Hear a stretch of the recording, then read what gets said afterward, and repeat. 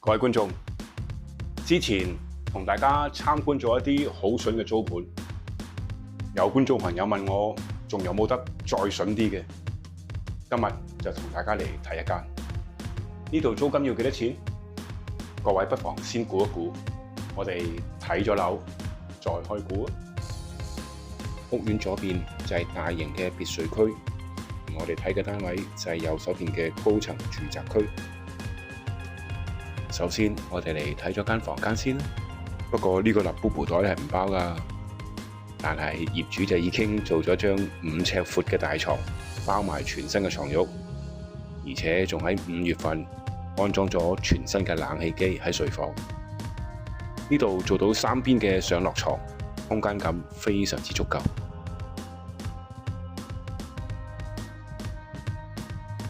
出返嚟客廳睇一睇啊！雖然簡簡單單，但係都有齊晒梳化、飯台、冷氣同埋鞋櫃、雜物櫃等等。唯一所欠嘅就係你哋嘅行李咯。其實喺客廳隔離鏡頭以外未影到嘅地方，仲有一個生活露台，放下洗衣機、晾下衫就最啱啦。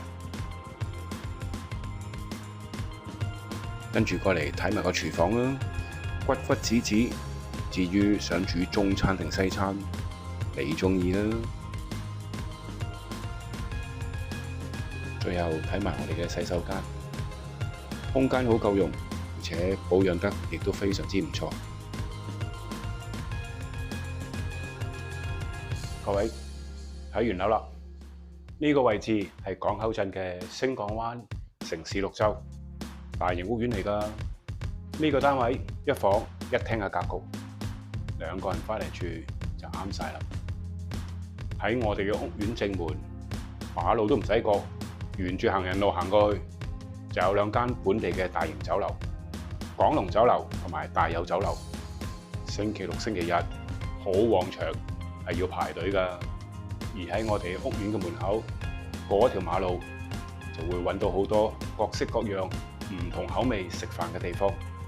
仲會有一啲售賣家庭日用品、小型嘅超市，生活嘅配套完全齊晒。到咗夜晚6點鐘之後，仲會有一條宵夜街開始營業，非常之熱鬧。距離呢個屋苑冇幾遠，就係我哋嘅萬民匯商場，裏面有戲院啦，有健身室啦，各種 shopping 嘅鋪頭，各種唔同口味食飯嘅鋪頭，仲有一個2層嘅超級市場。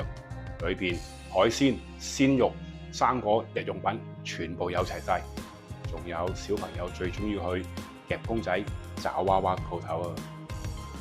而喺呢個咁旺嘅商場對面，就係我哋搭直通巴士返香港嘅上城世紀車站，只需要2個鐘頭就返到香港㗎喇。大家又估唔估到呢度要幾錢租金？呢度只係需要1100蚊人民幣。